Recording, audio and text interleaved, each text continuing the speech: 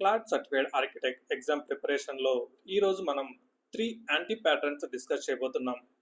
ఈ anti patterns అనేవి ప్రతి ఒక్కరు తెలుసుకొని ఉండాలి. ఎగ్జామ్ పర్స్పెక్టివ్లో కానీ రియల్ వరల్డ్ ఏఐ డెవలప్మెంట్లో కానీ కామన్గా ఈ మిస్టేక్ చేస్తూ ఉంటారు. First anti pattern generic error message. చాలామంది డెవలపర్స్ సింపుల్గా ఆపరేషన్ ఫెయిల్డ్ అని రిటర్న్ చేస్తారు.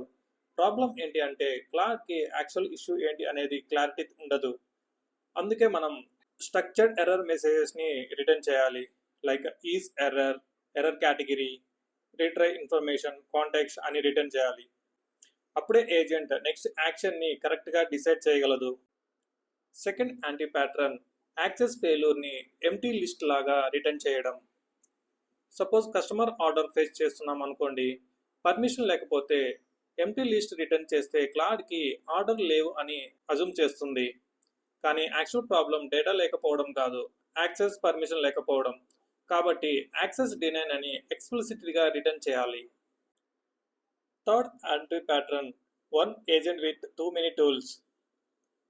ఒక ఏజెంట్కి 15 to 20 టూల్స్ ఇస్తే టూల్ సెలెక్షన్లో క్వాలిటీ తగ్గిపోతుంది.